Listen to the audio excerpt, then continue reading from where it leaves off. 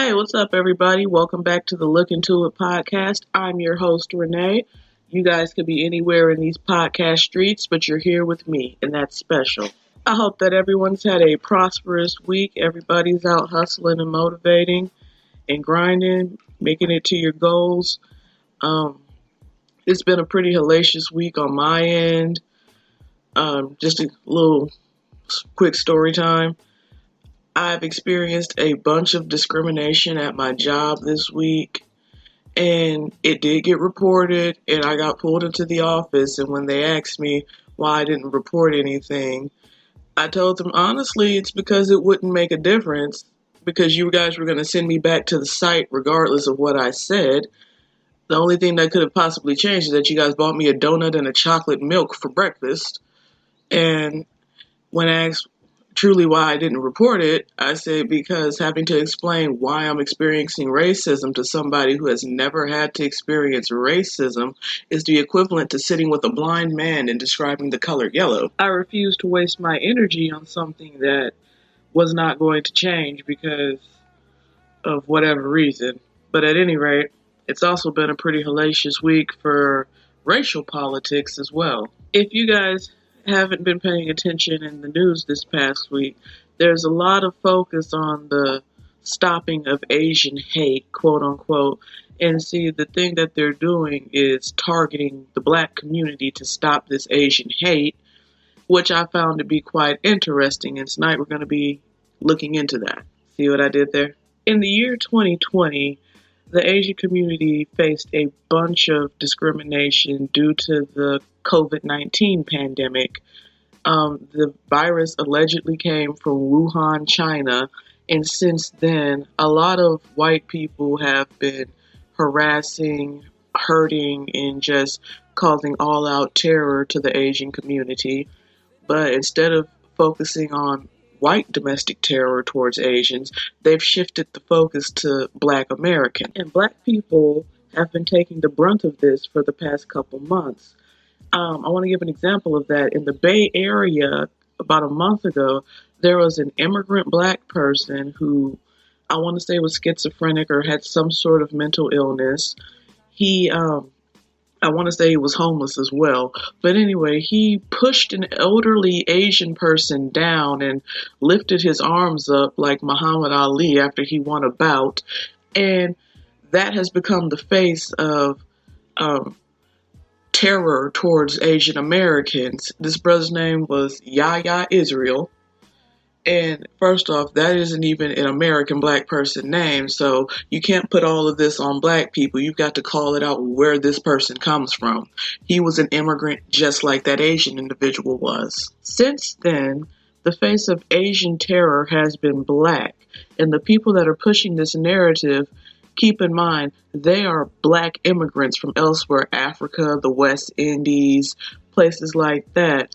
And they're running with this, that black people have these organized crime organizations to harm Asian people. I can personally assure you that no black people are sitting around in a think tank saying, how can we harm Asian people? That they are the furthest thing from foundationally black Americans' minds. We're trying to figure out how can we stop the system of white supremacy and produce justice. Shout out to our master teacher, Neely Fuller. But anyway, this week, a white domestic terrorist, remember, the face of domestic terrorism is white and male. Females are in there too. However, the predominant face is always going to be white and male. There was this white domestic terrorist named Robert Aaron Long. He went to 3 Atlanta massage parlors and he killed 8 people. I want to say he injured 12, but 8 of them died. And the police have given him an excuse of he had a bad day. Mind you, the police are still investigating, but it has come out that this man had a sexual addiction. He went so far as to block pornographic websites on his computer. He used a flip phone so he wouldn't have overt access to pornography. And that he's also visited the massage parlors that he shot up months before he even went in there and carried out his domestic terrorism attack. Now, in my eyes, I could be wrong. Mind you, I have been miseducated by a system of white supremacy. But in my eyes, maybe he was scoping out the shops that he planned on shooting up, because nobody does this type of activity without having been there. Even Timothy McVeigh has walked around the blocks of the Oklahoma bomb site multiple times prior to carrying out his domestic terrorism. Interesting fact about Timothy McVeigh, if you guys don't already know, when he blew up the Oklahoma bomb site, I can't recall the name of the building right now, but when he blew that site up, that came straight from the Turner Diaries, which is a book that many white supremacists use as a guideline to carry out domestic attacks and how to spark a race war. Their race war is referred to as the RAHOA.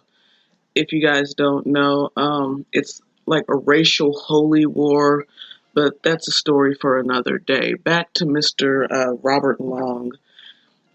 Understand this, to a lot of white supremacist males, sexual terror and violence, massacres, are twins. They go hand in hand. So this is probably something that he has fantasized about and that ultimately got his rocks off. If you guys read the reports that a lot of white men gave after lynchings, because a lot of times the newspapers did interview the people who attended the lynching, if you guys read those reports, a lot of these white men admit to having the best sex of their lives after they lynched a black person. So this is just another example of the degradation that white males and females, because they're in it too, I will never leave out a white woman. This is just another example of the degradation that comes from white supremacy. From that one act alone, if you scroll on your Instagram, that's where you can follow a lot of your favorite black celebrities, and you see a bunch of them posting, "Stop Asian hate, stop Asian hate, stop Asian hate." And I'm trying to really sit up here and think, why are black people caping for this? Because first of all, we're not the ones committing acts of hate towards Asians, but then you think about it, and this is their bread and butter, because this is going to be how they keep their jobs. These people are low-key campaigning for their next role, because when producers see that this is the stuff that they post, that's subliminally all lives matter. This could be how they truly feel, or this could be simply how they pay their bills. Only they can answer that question. But what I can say, and I reiterate, is that black people are not sitting around thinking, how can we harm Asians? If anything, there is a video that comes out every other week of a black man or a black woman in an Asian store being beaten, harassed, or just any type of mistreatment by the Asian American community. A few years ago, I want to say this was in Harlem, there was a black woman who was beaten with broomsticks at an Asian nails parlor or a nail salon. I don't know. I don't get my nails done. I have a lot of nervous energy and I bite my nails. So it would make no sense for me to get them done. But anyway, there was a black woman that was beaten at an Asian nail salon, and a lot of the black men in the community, the brothers came and they were protesting. They got in the Asian people, they got in their ass or whatever. And the thing is, a lot of people stopped going there, but the only reason that they were able to stay afloat was because of the hood rat sector of black community kept going there. And the hood rat sector of the black community, the cesspoolians, are the ones who don't care how they're treated, because they want to get their bundles, they want to get their nails done so they could catch their next baby daddy. But that's the hood rat sector of Black society, that's going to be a story for another day. Keep this in mind. When our warrior class, when our men come to our defense over something that is not right, you kind of have to go with who's protecting you. That's not the time to be doing your own thing, because, see, those Black men had your best interests in mind. There's plenty of Black women who can do the same job as the Asian women in those nail salons. Find a Black-owned nail shop, because they are out there and they are plentiful. And another thing that I'm starting to see on social media is pictures from the 60s, and even a few from Black Lives Matter protest of summers past, saying that Yellow Peril or Asian Peril stands with Black lives, or Yellow Peril stands with the Black Panthers. Understand this: the Asian people who were marching with the Black Panthers, and it hasn't been confirmed yet, though I do suspect that the Asian people who were standing and marching with Black lives are informants, because the ones who were marching with the Black Panthers, every single one of them got a check from the Alphabet Boys. And if you don't know who the Alphabet Boys are, those were the CIA, the FBI, all those guys. So when these people are coming around you to quote unquote help, I know I've preached this, be very wary of white people, but you have to be very wary of even other minorities that come around to help you, because history repeats itself. It is nothing but pattern, okay? These people are coming to get information. You got to even watch certain Black people that come up out of nowhere that are uplifted by Black society. And you got to look at what they're pushing to you. Even down in New Orleans, I can't think of his name right now, but he got on by yelling at town hall meetings about white supremacy, but now he's sitting up here running for Congress, and he's sitting up here caping for the LGBTQA lives. Excuse me if I missed a letter or two. No shade. I don't know the letters, all of them. But you got to really be wary of these people, because they will lead you into hell. And a question that I really want to ask is, where is Yellow Peril when their fellow Asian community members are killing Black people and harassing Black people? Let's go through a timeline real quick. The 1960s. There was Richard Aoki, or Aoki, I'm not sure how the pronunciation is, excuse me, but he was a member of the Black Panthers, and he held a leadership position. And it came out, I want to say, about 5-6 years ago. He filed over 500 reports releasing information on the Black Panther Party with the FBI. And he was supposed to be a leader. And he is most famously known for giving the Black Panthers some of their first guns. And even Bobby Seale confirmed that in his autobiography. Keep this in mind. Anybody who is alive today that was in the Black Panther Party was either a snitch, or they joined later towards the end of the party and didn't have enough time to gain a strong foothold in it, because all the real writers from the Black Panther Party are dead. They've been kicked out of America. Shout out to Assata Shakur, my hero. And they are in jail. Free Mumia, who I'd like to say I've had the pleasure of corresponding with.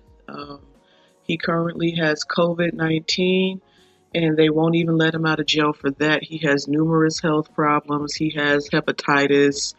And he just really needs to be up out of jail. At this point in his life, this man needs to be spending what time he has left with his family, and they will not release him. And also, shout out to Pam Africa, who I've also had a pleasure of having a couple conversations with. This woman is in her 60s, and she gets hemmed up for just being involved with the Move family. Rest in peace and ashe to the ancestor, Dr. Layla Africa. But she gets hemmed up just for being associated with them people in the 70s and 80s. And this woman is 60-something years old. They arrested this woman for jaywalking a few years ago. A literal jaywalking charge. Now let's fast forward this to the 90s. the killing of Latasha Harlins. This was a 15-year-old black girl who was on her way to school and stopped in a Korean corner store in Los Angeles to buy an orange juice, and she was killed by the shop owner, Soon Ja-do. Excuse me if I'm not pronouncing that right, but she was killed by this person for being profiled for stealing, which she wasn't. She was shot in the face, died on the scene with the money for the orange juice in her hand. When the community found out what happened, the community burned that store down, as they should.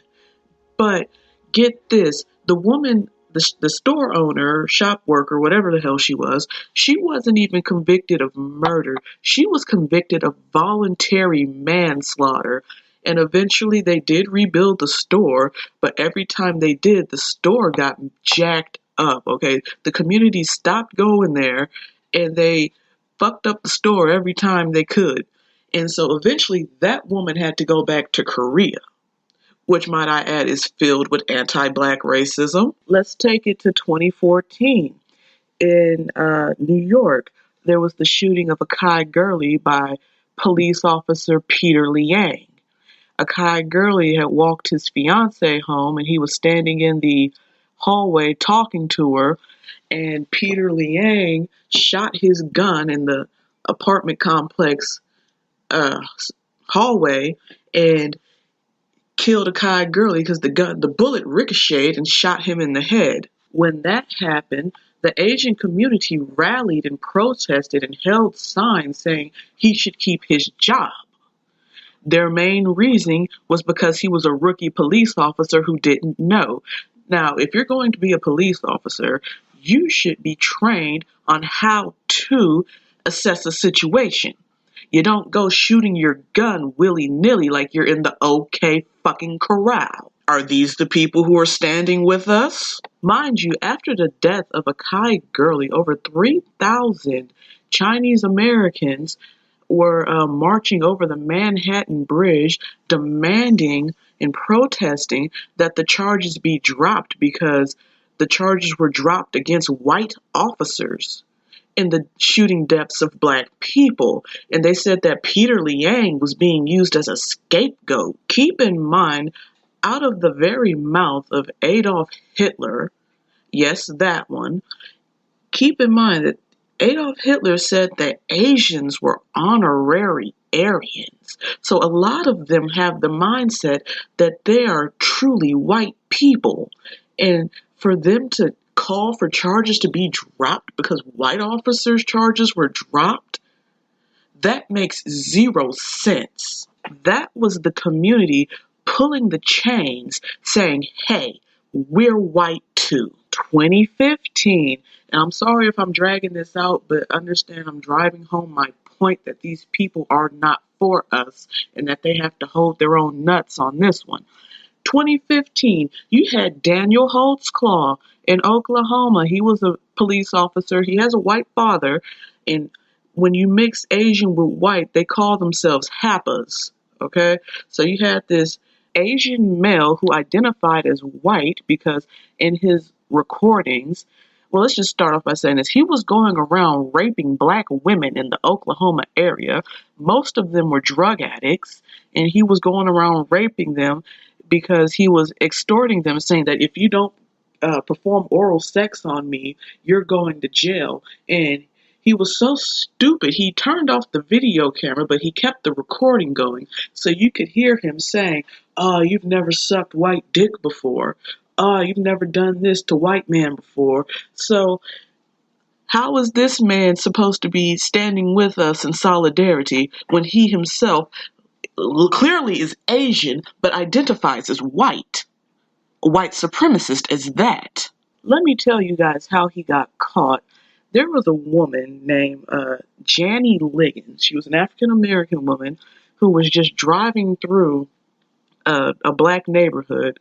The police report listed as an impoverished area, so that tells you where she was. She was driving through the area that Daniel Holtzclaw was targeting, and he targeted her, and he made her pulled her over, made her pull her shirt up and her pants down, and did what's called oral sodomy on her. Look it up, but I'm pretty sure you guys can figure out what that means. And she reported him to the police station. And keep in mind that most of the women that he was raping had drug charges, and only a couple of them had come forward and said, "This happened to me from one of your officers." But when Jenny Ligon came through, she had no police record or anything. So, of course, the police station looked into it, and his description fit what the former drug addict women were saying that he did and what he looked like. So these women were so scared to go to jail because they were on drugs and they knew that nobody would believe them, that they weren't turning him in. But once it started coming out, several more victims of his had come forward. Keep this on mind. He had an all-white jury. Initially, he had 3 black men selected on his jury, but they were rejected, and the NAACP expressed how that was not fair. But understand this, fair is only for white people. We have to get out of using the term fair and begin to use the term just, which is a derivative of justice. Justice is giving help to those who need it the most. Shout out to Neely Fuller for that definition. And not that it's a surprise to anybody, but Daniel Holtzclaw was on paid administrative leave all through his trial. And even at this very moment, the Asian community of Oklahoma City and some white people are trying to rally for his appeal to get him out of jail. That lets you know how these people work and how they view themselves. These people are so low down and disgusting that they even found an old college football teammate who's black to parade him around the media during his trial to say how he wasn't a racist. Now, he played college football at some no-name, never make the BCS school, and they found a teammate. Like, that is disgusting, and shame on that black man for even doing that. I'm going to end this timeline with the Asian officer who stood with Derek Chauvin, however you say his name, as he killed George Floyd. His name was Tua Tao. And yes, I do know that there was a black officer who stood sentinel with him as well. So don't say that I'm being one-sided. Now, as far as so-called Officer Tua Tao goes, in that moment, he could have done something to stand against long-time anti-black racism, and especially done something that would have eased tensions between Asian Americans and black Americans, but he did not. And as far as that black man goes, that he was standing behind that blue shield like a life rafter. In that moment, alleged Officer Tao did nothing, and George Floyd paid for that with his life, and his blood stained the steps of the revolution. In conclusion, a lot of these Asian countries treat black people very poorly when they're there. So they come over here and they see us through the lens of what they've been taught in their home country. Even Japan, as much as, niggas love anime, there's anti-blackness there. The term gaijin, which they're going to try to tell you is outsider, is truly the term for nigger. And in this time of racial conflict that is open in this country, black people do not have to do anything for Asian people because we aren't the ones committing attacks against them. If anything, they are committing attacks against us. And in regards to them getting their wake-up call from white supremacy, they're going to have to hold their own nuts on this one. We can't do anything for them because we have our own issues. We cannot continue to stretch ourselves thin trying to save people who will kill us, spit on us, and beat us with brooms. All because they perceive us to be monkeys and all sorts of animals or something from their nightmares. That isn't how this works. Not anymore. And in the words of Neely Fuller Jr., If you do not understand racism, white supremacy, and how it works, everything else will only confuse you. Later days.